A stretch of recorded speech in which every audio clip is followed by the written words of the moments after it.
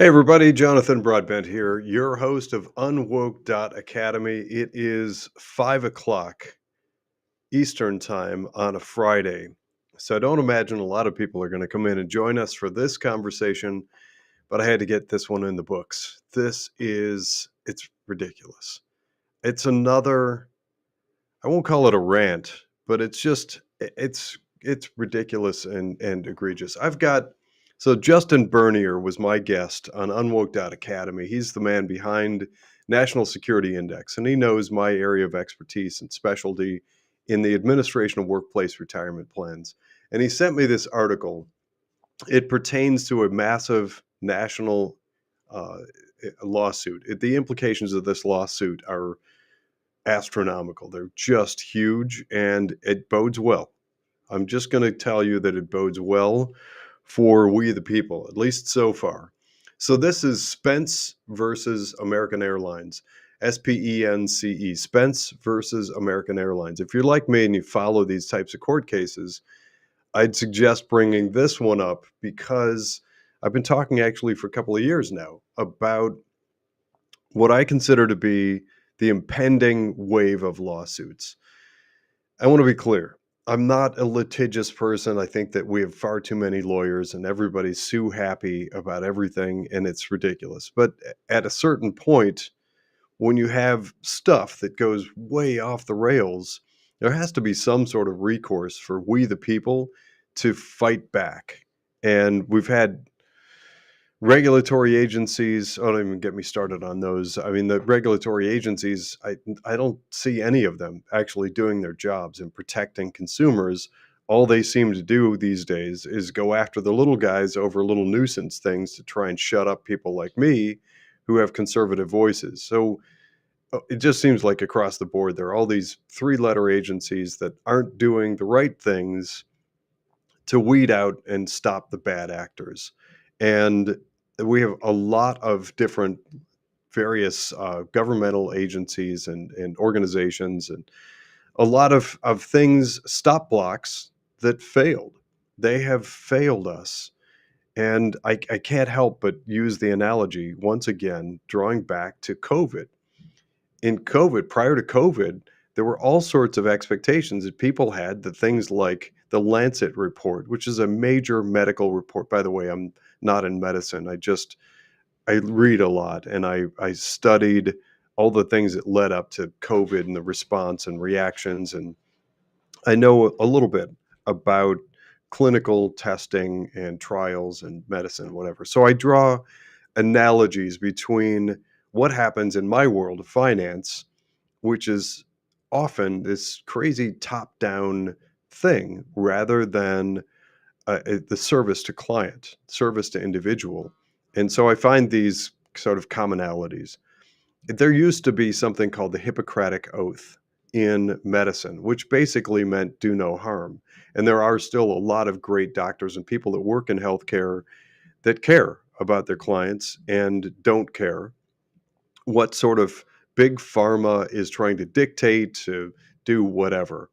But what we saw during COVID was astronomically bad. All the things that should have been guardrails and safety stops to protect the human interest, to protect the individual, virtually all of it failed us. And we had last minute redefinitions of words and all kinds of things that were terrible. In similar fashion, there's a whole world of finance out there. And believe it or not, there are massive bodies of law and jurisprudence, regulations, etc., that, at least on paper, they're designed to protect we, the consumer, the individual, the beneficiary. I work in a space in finance that's probably, arguably, one of the most buttoned up, legally bound area of all of finance, and it's referred to as ERISA. Bear with me a second here. I get slightly into the weeds, but it'll make sense to you in a moment. ERISA stands for the Employee Retirement Income Security Act. It started in 1974, and it's grown since then. There have been people that have updated and changed things through the years, But effectively, ultimately, in 1974, a bunch of people in DC and connected to the Department of Labor saw that employees were kind of getting short shrift. They were getting the short end of the deal on lots of things, and big mega, the business owners were doing terrible things in their favor that weren't really benefiting the employees equally, or sometimes not at all. So there are these whole laws and rules and systems in place to try to weed out the bad actors from things like your 401k plan. That's where I work. That's the company that I formed, and the years that I spent on working on Wall Street, et cetera. That's effectively what I do. I'm one of those specialists that specializes in that area, in the administration of workplace retirement plans.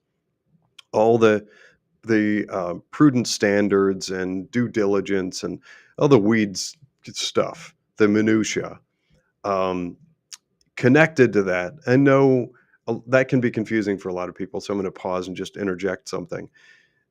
Most people have an experience with some sort of person who comes in from a financial institution and meets with them and talks to them about the 401k or 403b or whatever type of plan you might have. That's terrific, and I think more people should have access to that, and I hope a lot of people utilize that. It's a little different than the role that I fill. So historically, what I do, I'm kind of the boardroom table guy. I meet and talk about the legality of the plan structure, and if there's an error, how to correct it, and doing what are called manager searches. And that's where I want to get to with this. If there's a 401k plan, and I'm just going to speak in general terms, there are lots of different types of plans out there. I actually specialize in that, and I know lots of those.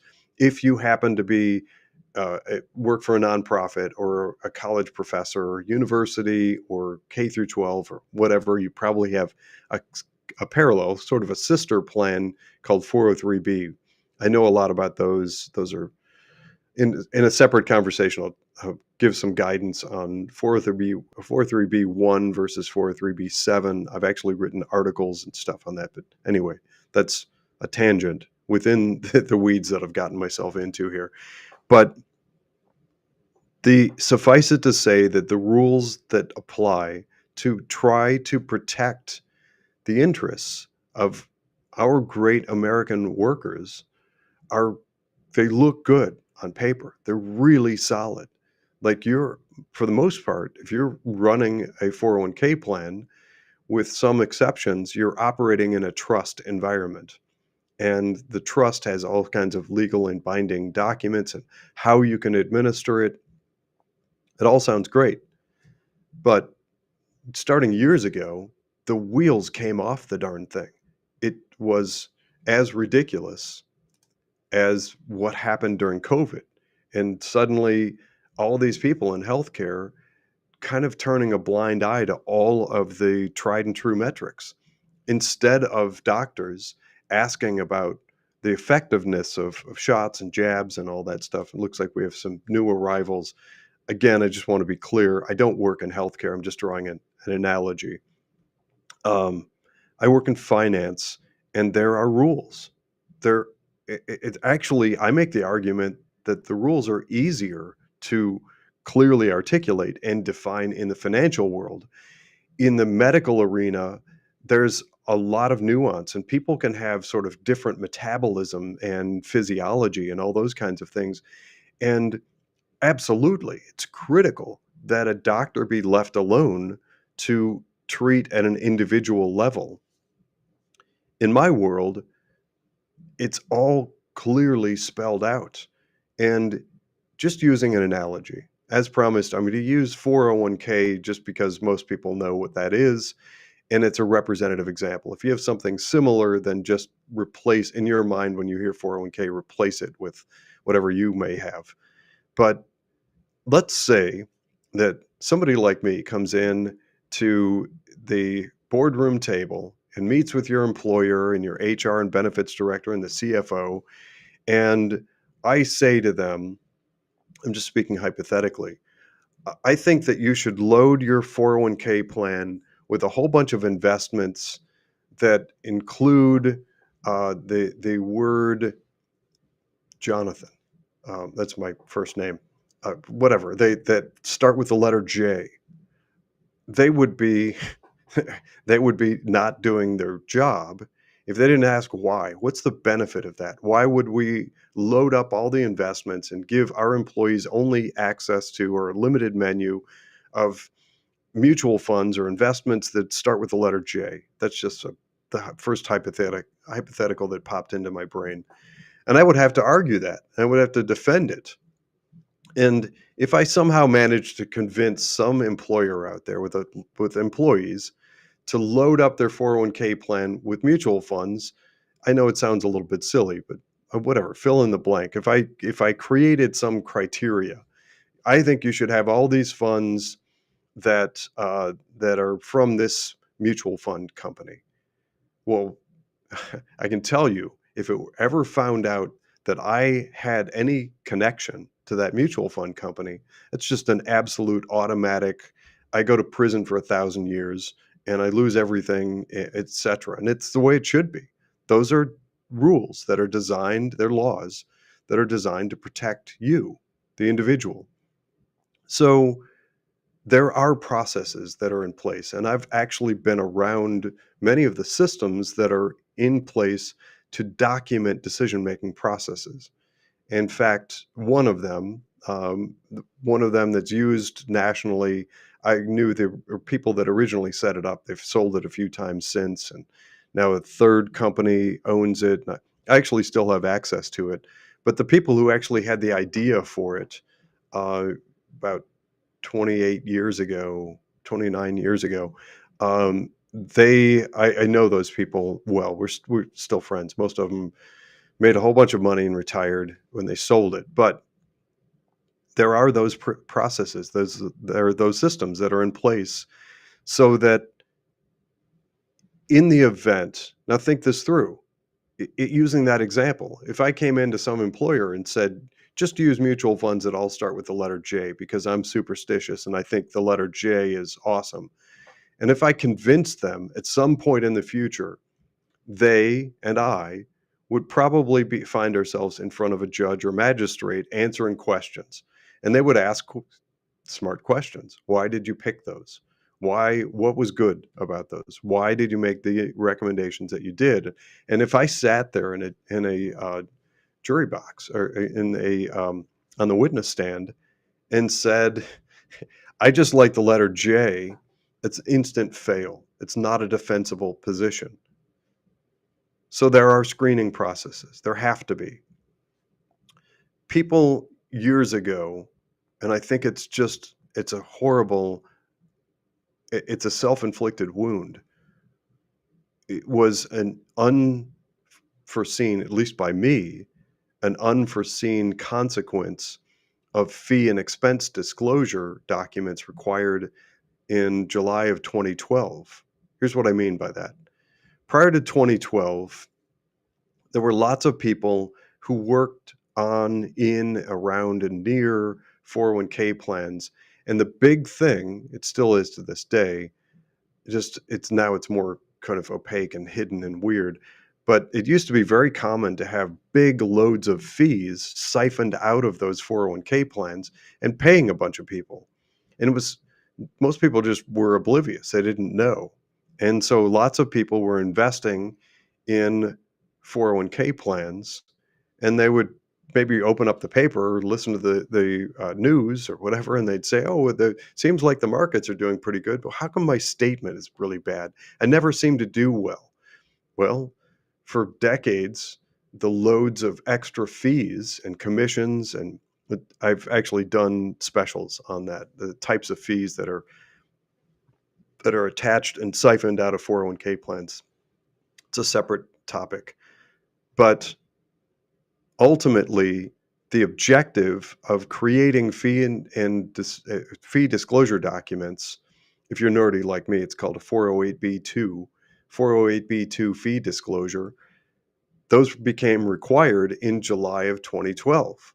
Well, there were lots of advisors out there collecting big fees, and if you're making $50,000 a year to do virtually nothing, but sometimes show up for an educational meeting and then try and convince people to give you rollover money or buy annuities and buy other mutual funds and do financial planning and stuff, which would be another layer of extra more money and revenue, you wouldn't want to lose that. So if you're getting $50,000 a year off of a plan and the plan is mostly kind of oblivious to the fact that you're getting paid that, you want to hide it.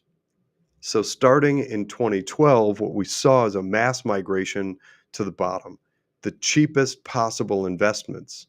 So mutual funds and things like them, virtually, I can't say all, a lot of them went to the lowest cost investment options out there, which meant overwhelmingly index funds. So people have defaulted into this index thing.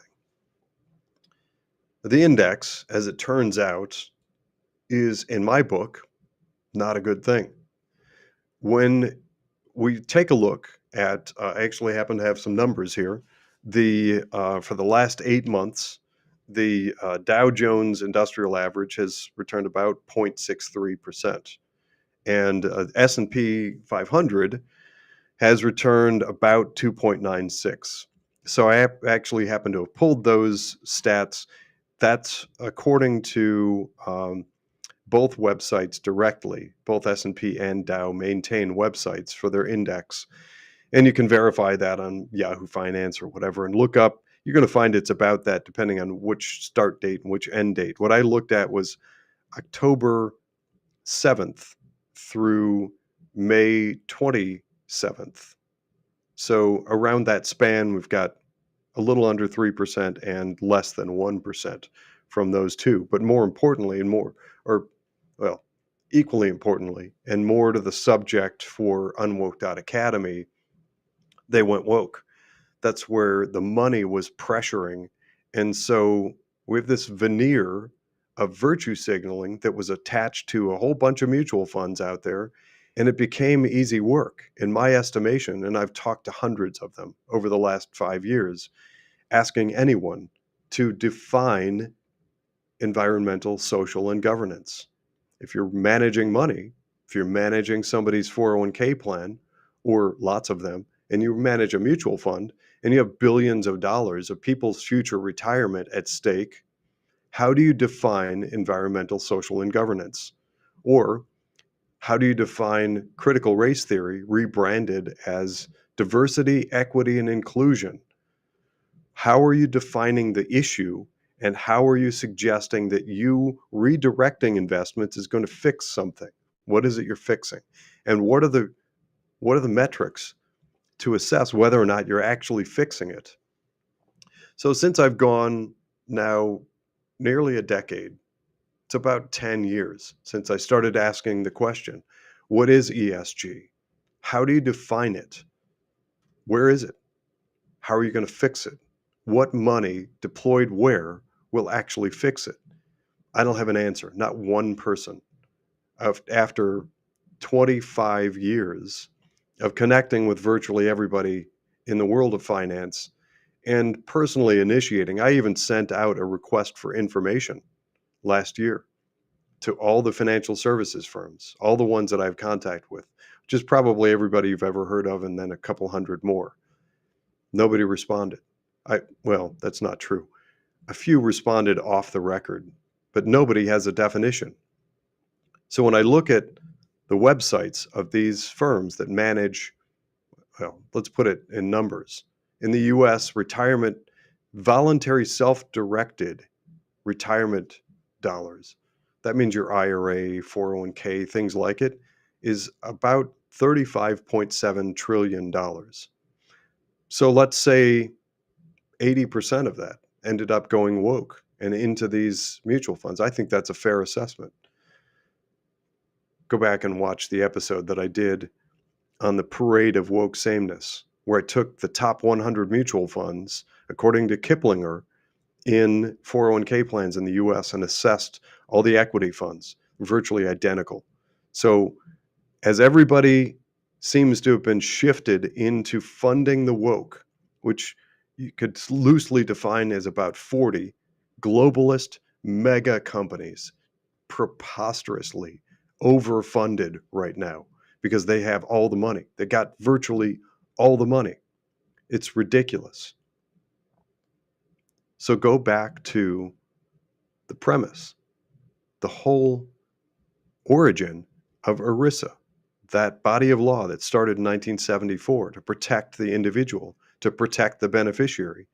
The point of it, the entire point of the things, parts of the Bureau of Labor and Statistics and the Department of Labor, and for heaven's sakes, unions and all kinds of things on paper. What they're telling everybody is they're there to do the yeoman's work and protect the individual. Where has that been the last 5 years? Re-enter Spence versus American Airlines, climate change litigation. I'm reading directly from this. So as I said, Justin Bernier sent this to me. He is the man behind National Security Index. He was a guest of mine on the show last year. I want to say it was May. You can find it. Go on to UnWoke.Academy and just search the posts. You'll find the video interview that I did with Justin Bernier. That is relevant. But reading from this, after a 4-day bench trial, the Federal District Court of Northern District of Texas, tongue twister, the Federal District Court for the Northern District of Texas found the facts compellingly demonstrated that American Airlines, Inc., American, and the American Airlines Employee Benefits Committee had breached their fiduciary duty of loyalty under the Employee Retirement Income Security Act of 1974. That's what I've been talking about. That's what I've spent decades studying, focusing on, and built a career around. By allowing corporate interests in environmental, social, and governance, ESG for short, objectives, and their investment managers' ESG interests to influence their management of employee retirement plans. It goes on from there.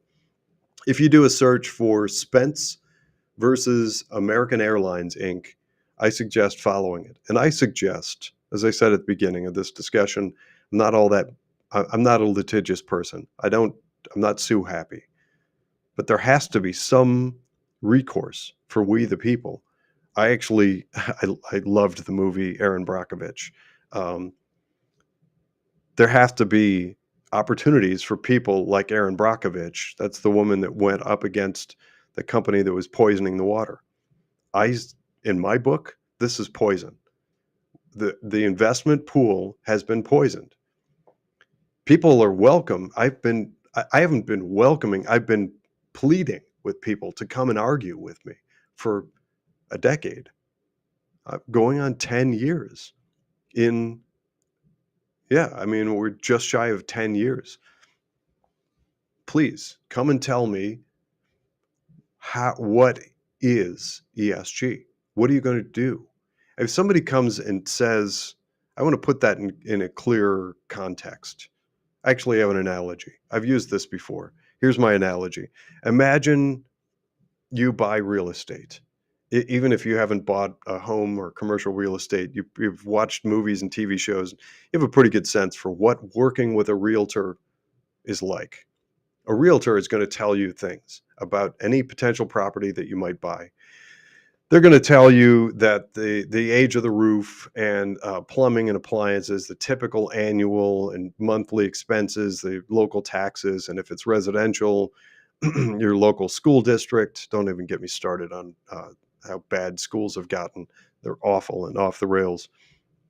They're going to tell you about the foundations of that property and its worth. And you will make an informed decision, hopefully. And hopefully, if you do buy real estate, with the guidance of that realtor, you buy something good and it appreciates and does well. Imagine for a moment all realtors, just all of a sudden, based on pressure from the it's like a National Realtors Listing Board or whatever it is, Just imagine all of a sudden, virtually all realtors everywhere stopped talking about those things. And one day started talking to everybody about the magnetic earth rotation and how the feng shui of the building aligned for a certain sort of a chi in making a metaphysical, you can see the analogy that I'm making, it's ridiculous. And somebody has to be able to call out the realtor and say, what are you even talking about? How is that how does that really affect the worth of that thing? Can you prove that that actually exists? And heck, if they pull out some medical reports and they're able to convince you and show you, well, yeah, actually, if you pay attention to feng shui when you're building and setting up your whatever your space, and you magnetize your eastern facing wall, then you'll be healthier. And here's this report that shows you. Then it's up to you. You may buy that, but somehow, if you all of a sudden get into this crazy, wacky, sideways society where people start talking that way and buying properties like, oh, okay, well, I'm not even going to ask about the utilities and average bills and the tax bill and proximity to school. I'm not going to ask about any of that stuff. I'm just going to focus where they tell me to focus on the feng shui and the earth magnetic alignment with solar north. And what in the heck? That's what happened to finance. That's what caused me to start Unwoke Investing, which became UnWoke.Academy. So ultimately, this lawsuit, even though I'm not all that much of a litigious sort of a person, I'm thrilled. I think there need to be thousands more of these. Bring them on, start them up. Go and take a look at what's in your 401k portfolio. Ask the people around you, ask other people in finance, and start pushing back. Just like seeing now, finally, with those shots that resulted from COVID. I won't get into that. It just breaks my heart. But in my book, what I'm looking at in the financial world is the financial equivalent. Virtually everybody was put into almost the same thing over and over again.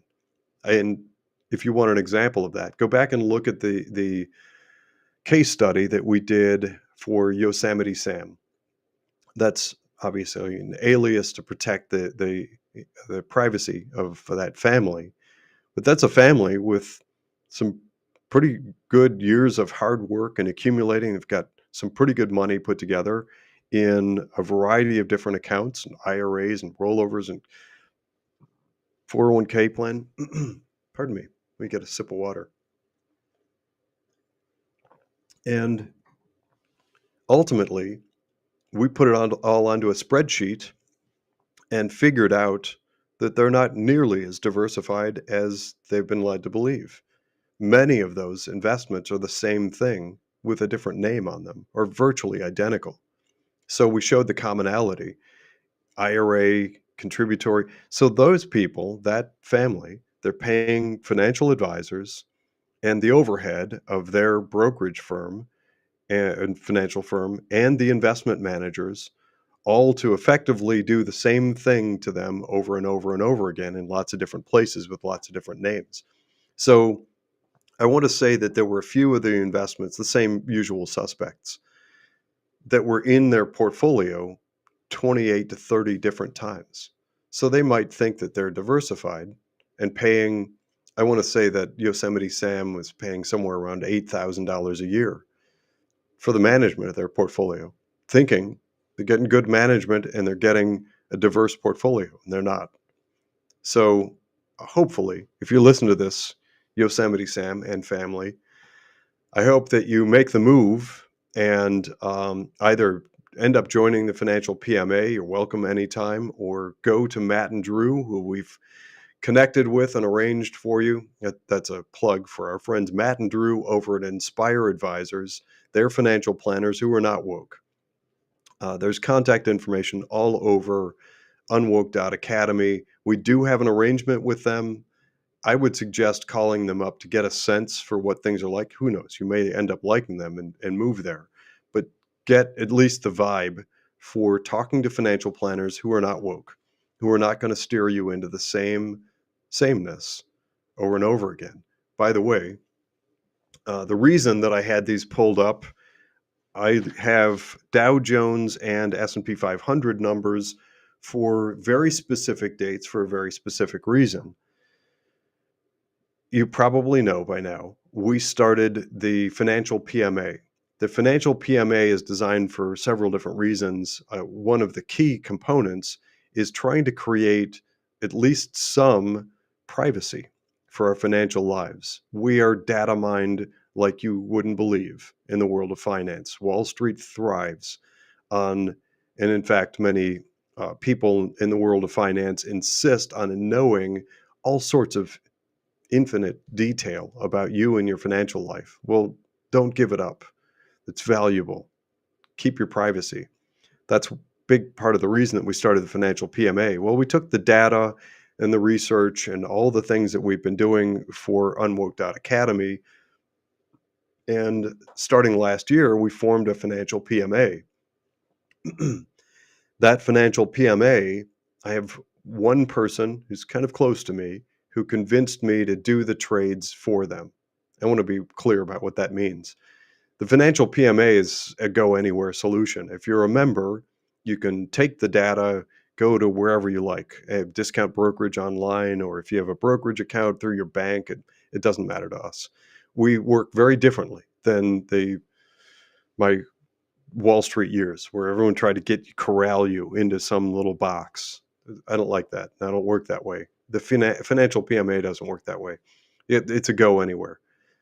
But on this account, this is a woman who didn't feel comfortable making the trades herself. I tried to give some step-by-step pointers on and recommendations of some discount brokerage online. It's actually super easy. And actually, there are apps now you can get on your phone. It's unbelievably inexpensive and easy. But by becoming a member of the PMA, the Private Membership Association, by the way, that's the website is financialpma.com. You can see a little short video from me on what that is. Or if you work in finance or have some financial advisor that you trust who isn't woke, take it to them. Ask them to copy everything that I do. I want more people to duplicate. I'm not trying to take a proprietary stance on the PMA. Go do the same thing. We need lots of them all across the country in the West well, actually PMA is specific to America. But we need more people willing to challenge the narrative and do what's right for the individual and stop selling the product that's top down from the mega globalist global banks. Anyway, this woman approached me last year and said, please do the trades for me. Well, I have connections to and friendships and relationships with virtually all the platforms out there. So I just picked one and deployed the model methodology that we've developed for the financial PMA. And as I said at the beginning of this conversation, from October 7th through May 27th, the S&P is up 2.96% and the Dow is up 0.63%. For that same period of time, for the portfolio that we put this woman into that is not woke, and she knows what she owns, and it can't go woke without her approval, and she pays no management fees, and she pays no advisor fees, the average return on those investments was 42.79%, and her weighted average portfolio return was 33.03%. It's too early for any kind of a victory lap. It's only been 8 months, 8-ish months. But I think we're on the right track.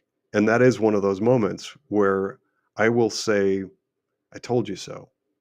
Because for months and years, I've been saying, we're right. Wall Street is wrong. And there it is. Wall Street is holding on to, and in my book, creating an easy exit for the whales to get out of overinvestments into global communism. Sorry, I don't know what else to call it, but that global clique of around 40-ish companies that became vastly overfunded, including Big Pharma. I think that what's likely to happen in those indexes is they're going to be propped up and sort of limp along doing next to nothing until I'm predicting around the midterms next year, 2026. And just prior to the midterms, they'll probably be allowed to tank. And if that happens, we have certain players in politics who will, of course, blame Trump and the Republicans, and they will go back to their ridiculous diatribes about the the trade the why am I thinking trade deficit? The the moves that have been made by Trump's team, and of course they'll continue to ignore the America First investment policy that was released by Donald Trump on February 21st of this year, which is a large part of this. Ultimately, what we're doing in the financial PMA, it isn't rocket science. It isn't some sort of magic. It's just getting back to truth. In my book, it's just really clearly as simple as that. I've been in finance for long enough to know that that veneer, the whole ESG, DEI, CRT, CEI, adhering to the corporate equity index, all that stuff is smoke and mirrors nonsense. At a certain point, you have to just be able to part those clouds and look foundationally at the companies. And that's what we're doing.